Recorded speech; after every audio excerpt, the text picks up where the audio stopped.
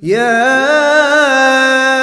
أيها الذين آمنوا اتقوا الله ولتنظر نفس ما قدمت لغد واتقوا الله إن الله خبير بما تعملون. Nah, tentunya ilmu ini punya beberapa ciri-ciri. Ciri-ciri ilmu yang bermanfaat,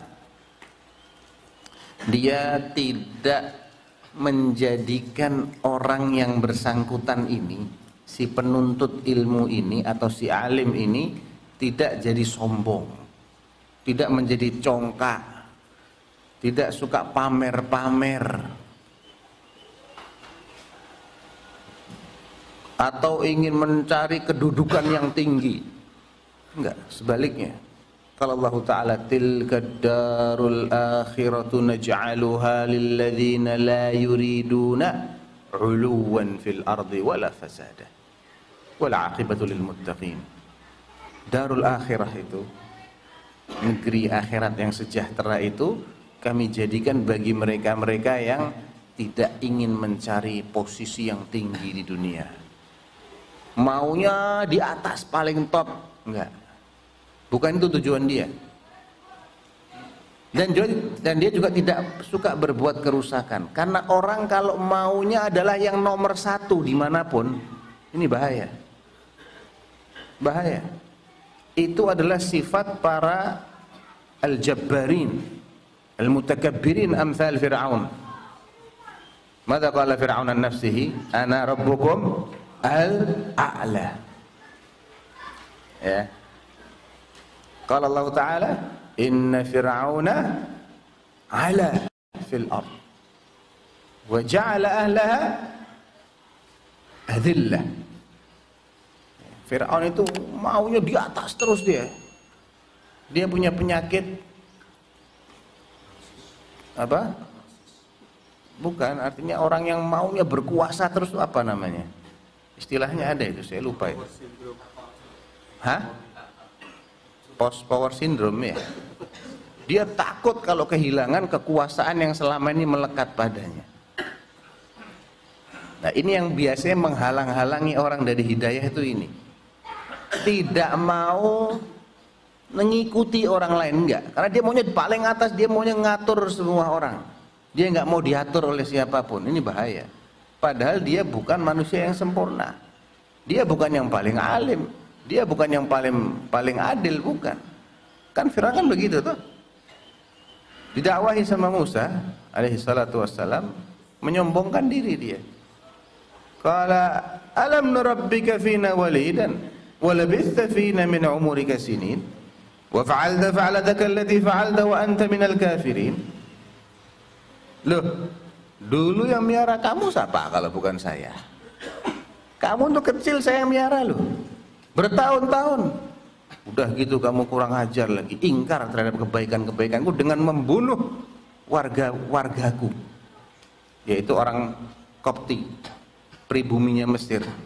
Ya kan di kisahnya itu di surat Al-Qasas, wa dakhala al-madinata ala hini ghaflatin min ahliha fawajada fiha rajulaini yaqtatilani hadha min syi'atihi wa hadha min aduwwi fastaghathahu alladhi huwa min syi'atihi ala alladhi min aduwwihi fawakazahu Musa faqadha alaih. Intinya, suatu ketika di siang-siang Musa masuk ke kota, melihat ada Bani Israel, satu orang dari Bani Israel sedang berkelahi dengan satu orang pribumi Mesir, ya, dari golongannya Fir'aun. Yang Bani Israel ini ya minta tolong sama sesamanya, sama Nabi Musa.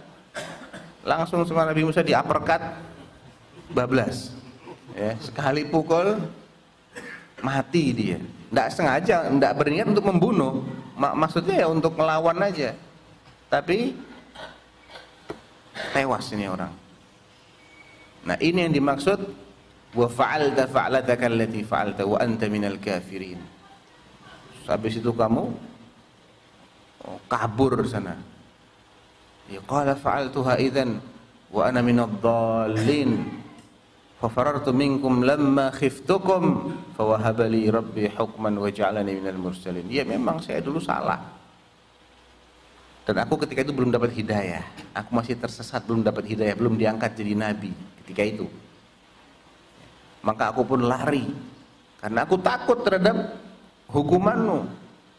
Kemudian dalam pelarianku itu Allah memberikanku kenabian, ilmu dan kenabian, dan mengutusku. Nah sekarang ini aku datang sebagai utusan Allah, bukan sebagai anak peliharaanmu saja, bukan, tapi aku sudah diutus sama Allah.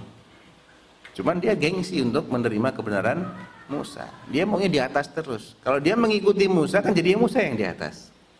Itu penyakit. Penyakit yang menghalang-halangi orang dari mendapat hidayah itu kalau tidak mau turun dari tahtanya. Makanya salah satu ciri dari ilmu yang bermanfaat itu adalah ilmu yang menjadikan orang itu tawadhu dan tunduk pada kebenaran. Walaupun yang membawa kebenaran ini adalah orang yang jauh di bawah dia. Yang penting yang dibawa, bukan yang bawanya. Yang bawanya ini bisa jadi orang tidak dikenal, tapi yang dia bawa hak akan diterima. Hadza huwal ilmun nafi'. Ya. Kalau ilmunya malah bikin orang sombong, itu nggak bermanfaat ilmu dia. Ilmunya malah membawa madarat, bagi orang itu membawa madarat. Ilmunya cuma dijadikan senjata untuk berdebat saja, bisa mengalahkan, ilmu retorika, bisa mendebat siapapun, cuman buat itu, buat unjuk kemampuan, unjuk gigi. Ini adalah ilmu yang tidak bermanfaat. Berdebat secara ilmiah itu boleh, itu termasuk cara untuk mengasah kemampuan fikih, tapi lihat tujuannya apa. Imam Syafi'i itu termasuk ulama yang paling sering terlibat dalam debat ilmiah, al-munadharat al-ilmiah. Tapi apa kata beliau? Ana nggak peduli dalam perdebatan ini apakah Allah akan menampakkan kebenaran melalui lisanku atau melalui lisan lawan debatku. Yang penting aku jadi tahu mana yang benar. Sebelum diadu argumentasi, seseorang mungkin akan merasa bahwa selama ini apa yang dia yakininya itulah yang benar dalam masalah-masalah yang ijtihadiyah loh ya, yang ijtihadiyah, yang memang ada perbedaan pendapat dari kalangan ulama, dari kalangan internal ahlus sunnah beda pendapat. Mungkin sebagian dari kita meyakini inilah yang benar, pendapat lain itu salah. Nah untuk bisa memastikan kan mesti adu argumentasi. Benar nggak dalil yang kita yakini adalah dalil yang paling kuat, yang paling akurat selama ini? Coba didiskusikan secara ilmiah. Ini karena masalahnya adalah masalah yang ijtihadiyah. Kembali kepada seberapa kuat seseorang itu bisa mengumpulkan dalil-dalil yang ada dan memahaminya, kemudian menjawab dalil-dalil yang digunakan oleh lawan bicaranya. Kalau dia nggak bisa mempertahankan argumentasi dia, berarti bukan itu pendapat yang paling kuat. Justru sebaliknya. Nah dia itu ingin supaya benar-benar nampak jelas. Makanya nggak peduli mau muncul dari lisanku atau dari lisannya musuhku, nggak ada masalah. Yang penting saya pengen tahu mana yang benar. Jadi bukan untuk menang-menangan.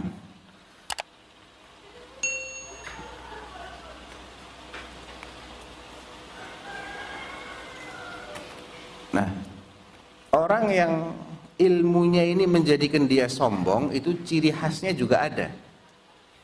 Dia ini nggak mau menerima kebenaran yang tidak sesuai dengan seleranya, yang nggak sesuai dengan pendapat yang sudah dia pilih. Ada orang yang berdebat mencari kebenaran, ada orang yang berdebat mencari pembenaran. Bedanya di mana? Beda banget itu. Jauh itu bedanya itu. Yang berdebat mencari kebenaran itu dia siap untuk berubah sikap, siap untuk mengganti akidah dia bahkan.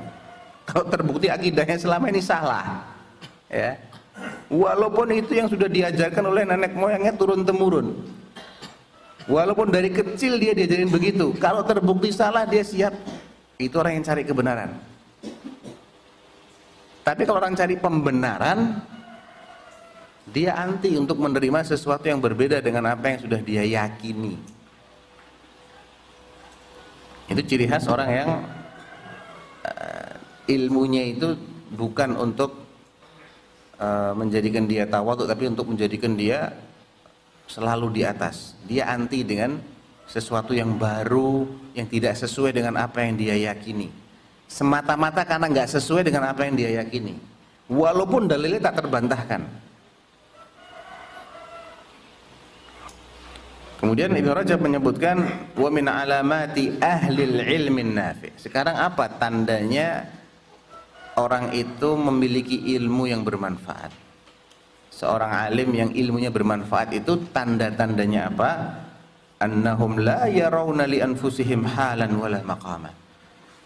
Mereka tidak pernah menganggap diri mereka ini sudah hebat, sudah mencapai makam yang tinggi, enggak pernah menganggap diri mereka ini ngerti semuanya, sok alim dalam semua hal, kemudian meremehkan orang lain. Enggak begitu. Wa yakrahuna bi qulubihim at-tazkiyata wal madah. Dan mereka itu hatinya enggak suka kalau dipuji-puji. Ya, disanjung-sanjung itu enggak nyaman itu hati mereka mendengar pujian. Wala yatakabbaruna ala ahadin.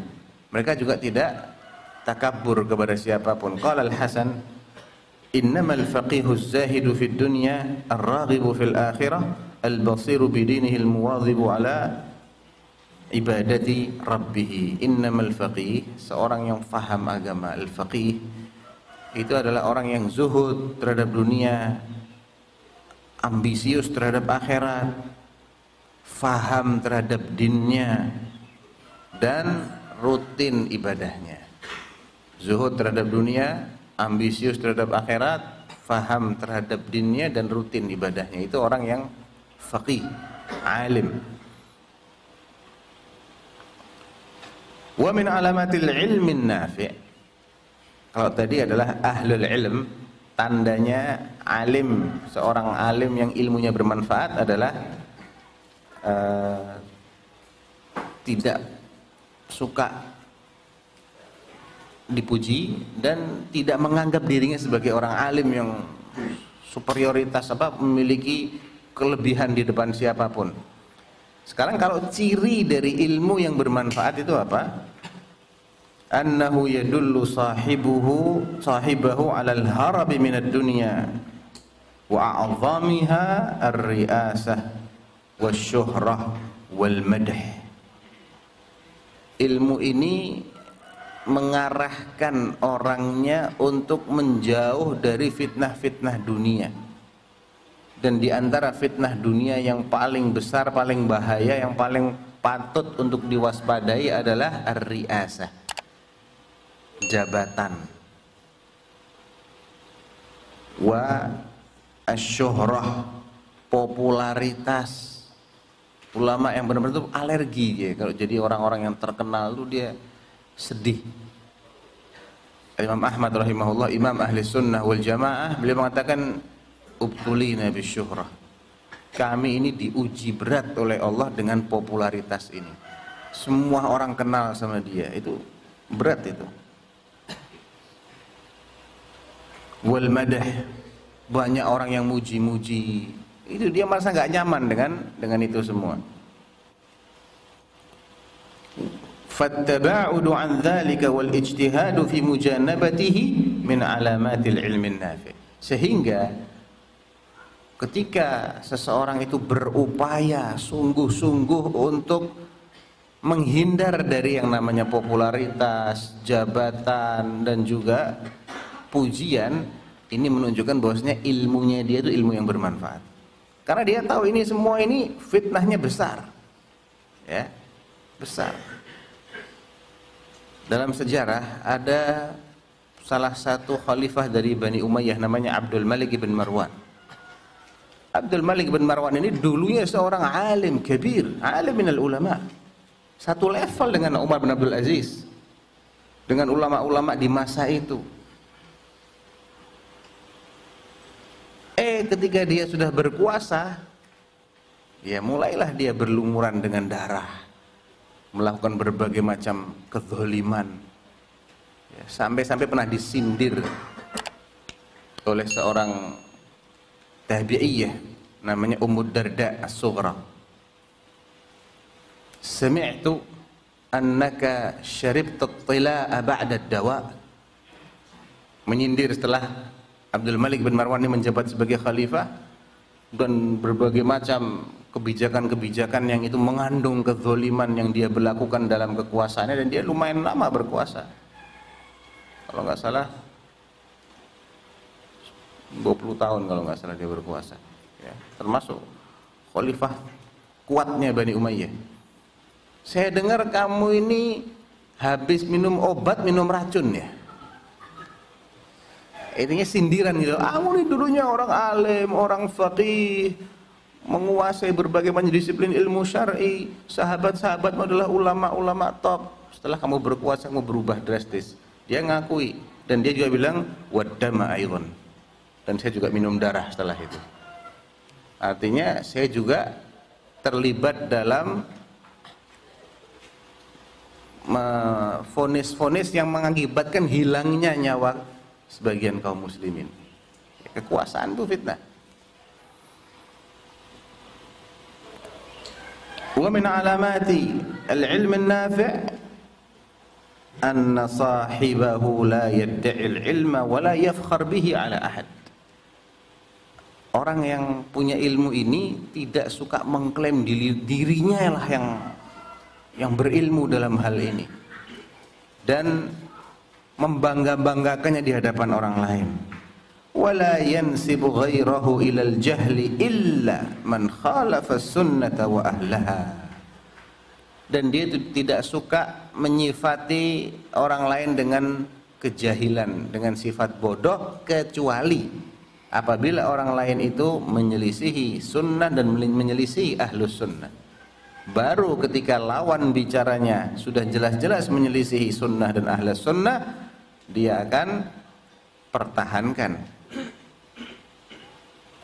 Fa innahu yatakallamu fihi ghadaban lillah la ghadaban li nafsihi wala qasdan li rif'atiha ala ahad. Dia akan terdorong oleh cemburunya karena Allah, dia akan marah karena Allah. Karena orang yang menyelisih sunnah berarti dia menyelisih Allah. Dia nggak terima kalau aturan Allah yang diselisih. Jadi marahnya itu karena Allah, bukan karena dirinya, bukan untuk mengunggulkan diri, bukan. Dan itulah sifatnya Rasulullah SAW. La yantaqimu li nafsihi abada illa an tuntaka hurmatun min hurmatillah fakana yantaqimu lillah. Beliau nggak pernah membalas kemarahan pribadinya, balas dendam istilahnya. Tidak. Untuk kepentingan pribadi, tidak. Tapi ketika ada aturan Allah yang dilanggar, beliau murkanya karena Allah, dan beliau membalas karena Allah. Wa min alamati wa amma man ilmuhu ghairu nafi'. Adapun orang yang ilmunya enggak bermanfaat, itu kayak apa? Falaisa lahu syughlun siwa at-takabburi bi ilmihi 'alan nas wa izhari fadli ilmihi 'alaihim. Ya, aktivitasnya dia cuman menyombongkan ilmu yang ada pada dirinya, pamer di depan orang-orang. Itu aja dia. Selalu menyebut saya sudah begini, saya sudah menghafal ini, menghafal itu, saya sudah baca kitab ini, baca kitab itu, saya punya sanad ini, punya sanad itu. Itu aja yang dia bahas. Yang lain ini nggak pernah baca kitab, nggak pernah hatam, nggak pernah hafal ini, nggak pernah hafal itu, nggak punya sanad. Yang lain-lain dia rendahkan, dirinya dia puji-puji.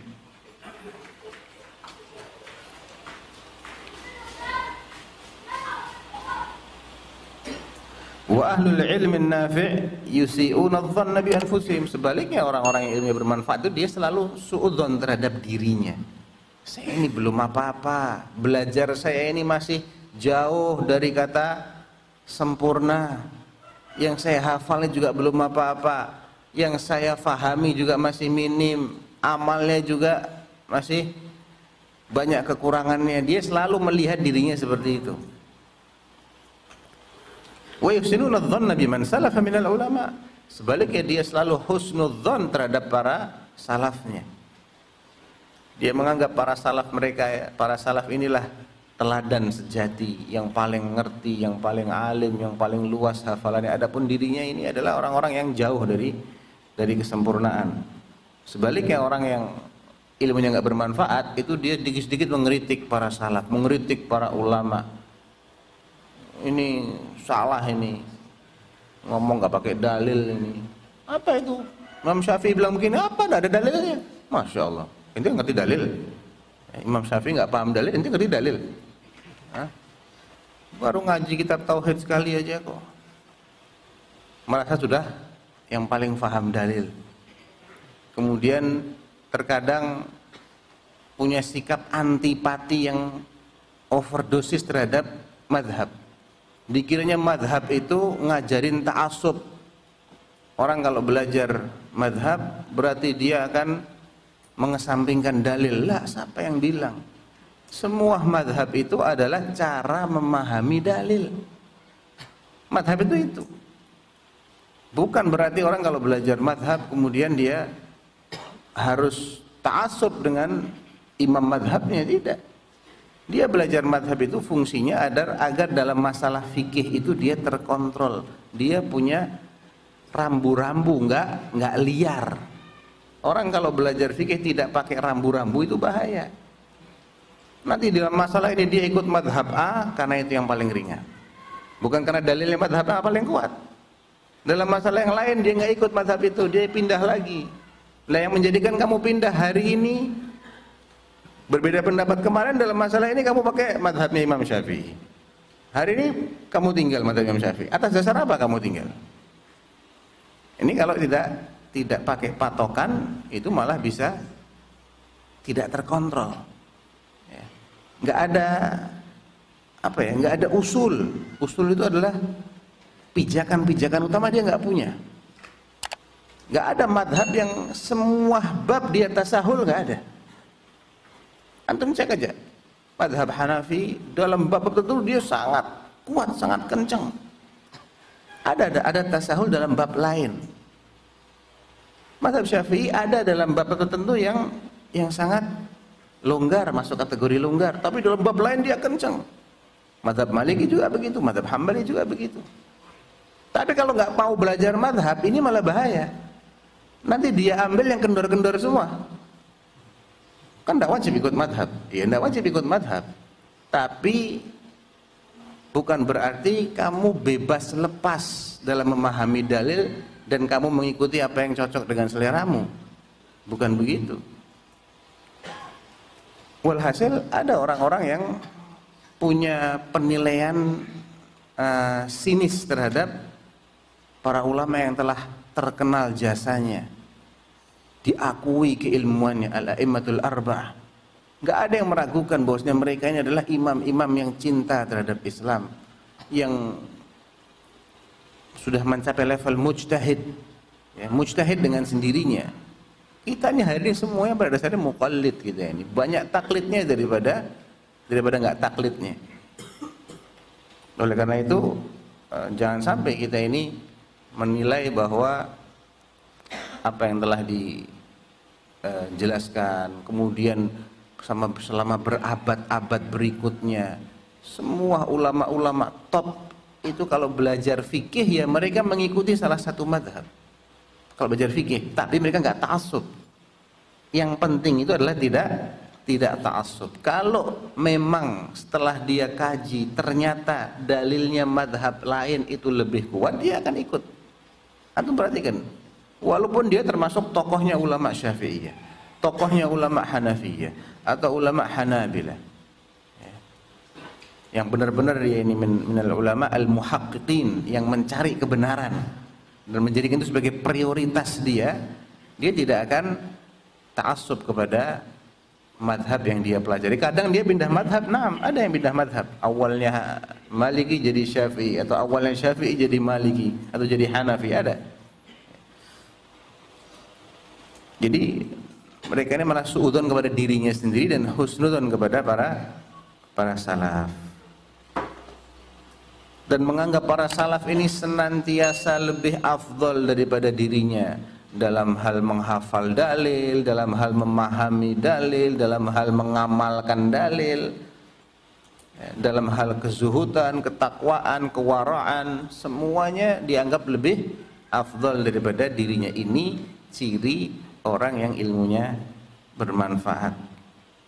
فَمَنْ عَرَفَ قَدْرَ السَّلَفِ عَرَفَ أَنَّ سُكُوتَهُمْ عَمَّا سَكَتُوا عَنْهُ مِنْ ضُرُوبِ الْكَلَامِ وَكَثْرَةِ الْجِدَالِ وَالْخِصَامِ وَالزِّيَادَةِ فِي الْبَيَانِ عَلَى مِقْدَارِ الْحَاجَةِ لَمْ يَكُنْ عَيًّا وَلَا جَهْلًا وَلَا قُصُورًا. Orang yang benar-benar mengenal kualitasnya para salaf itu, dia akan faham bahwa ketika para salaf itu tidak komentar terhadap suatu masalah yang banyak diperbincangkan oleh orang-orang yang muncul setelah mereka, itu bukan karena mereka nggak paham masalah itu, bukan karena mereka ini terlalu jumud dalam memahami dalil, kolot, bukan. Justru mereka itu diam karena takut kepada Allah.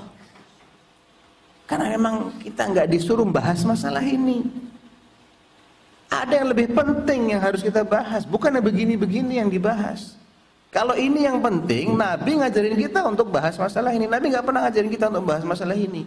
Berarti kita nggak perlu menyibukkan diri dengan ini. Jadi mereka itu ketika mereka diam, diamnya diam orang berilmu, bukan diamnya orang yang nggak punya, nggak tahu apa-apa. Beda loh ya. Ada orang diam karena dia tahu ini bukan kapasitas dia untuk berbicara di sini, dan bukan sesuatu yang perlu untuk dibahas secara lebih dalam. Ada lagi orang diam karena bingung, nggak ngerti apa-apa. Jadi diamnya para salaf itu ada diam yang pertama, bukan diam yang kedua. Falaisal ilmu bikathratir riwayah. Ilmu itu bukan banyaknya maklumat dan riwayat yang bisa dia sebutkan, wala bikathratil maqal, bukan banyaknya narasi yang bisa dia susun, walakinnahu nurun yuqdhafu fil qalbi wa yafhamu bihi al-'abdu al-haq. Tapi ilmu itu adalah cahaya yang Allah masukkan ke dalam hati seorang hamba, yang dengan cahaya ini dia bisa mengenali dan memahami kebenaran. Itu ilmu yang sebetulnya. Gak usah berbelit-belit, ngomong panjang lebar, muter-muter nggak jelas, nggak. Intinya apa sih? Paham terhadap kebenaran, itulah ilmu. Li'anna al-ilma ma'rifatul haqqi ala ma huwa alaihi ma'rifatan jazimah.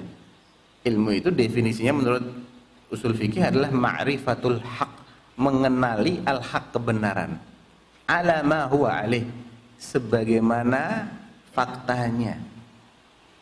Ma'rifah jazimah, ma'rifah yang kokoh, ma'rifah yang kokoh terhadap kebenaran yang memang apa adanya, memang seperti itulah realitanya. Itulah ilmu. Kalau dia sudah yakin, sudah berargumen panjang lebar, ternyata yang dia bela ini adalah batil, ada jahal, laisa minal ilmi fi syai'. Walaupun dia panjang lebar dia menjelaskan.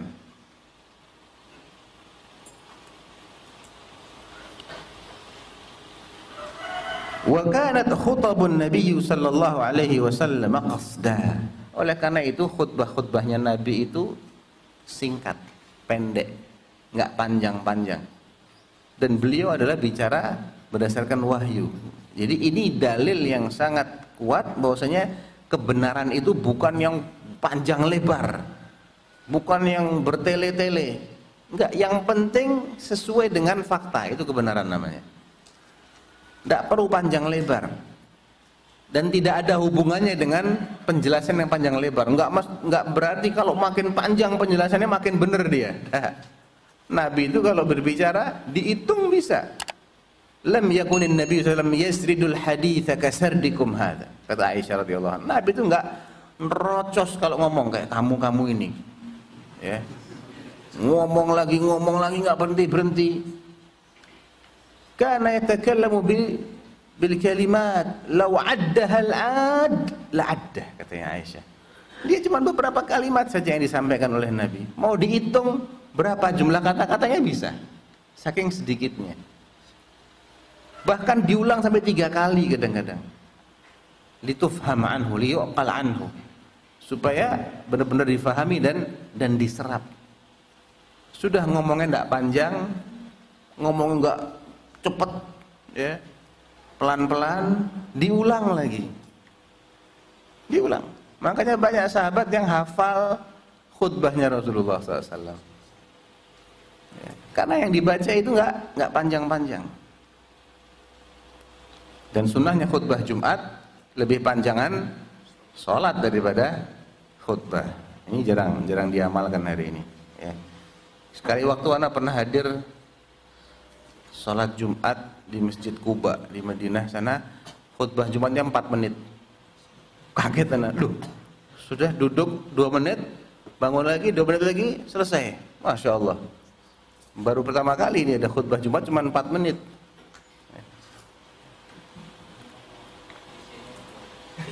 Isinya apa? Isinya tentang cuplikan tentang sebagian fenomena hari kiamat, ya. Jadi itu beberapa ciri dari ilmu yang bermanfaat dan orang-orang yang ilmunya bermanfaat bagi dirinya. Yang paling inti adalah ilmu itu melahirkan sikap tawadhu, bukan sikap takabbur. Menjadikan orang itu tunduk kepada dalil, kepada kebenaran. Tidak pernah menganggap dirinya berilmu, dirinya lebih baik daripada orang lain, apalagi sampai menilai dirinya lebih hebat dari para salaf. Abadan, tidak pernah seperti itu. Ilmu ini adalah ilmu yang menjadikan dia kenal kepada Allah, sifat-sifatnya, apa yang Allah cintai, apa yang Allah benci, dan mengenal apa yang harus dia lakukan dan harus dia hindari supaya mendapat cintanya Allah dan terhindar dari murkanya Allah Subhanahu wa taala, ya. Itu kira-kira beberapa poin utama, ya, yang bisa kita ringkas dari penjelasan Al-Hafidz Ibn Rajab dalam kitab beliau Fadlu Ilmi Salafi 'alal Khalaf. Wallahu taala alam. Wassallallahu ala nabiyyina Muhammad wa ala alihi wa sahbihi wasallam. Assalamualaikum warahmatullahi wabarakatuh.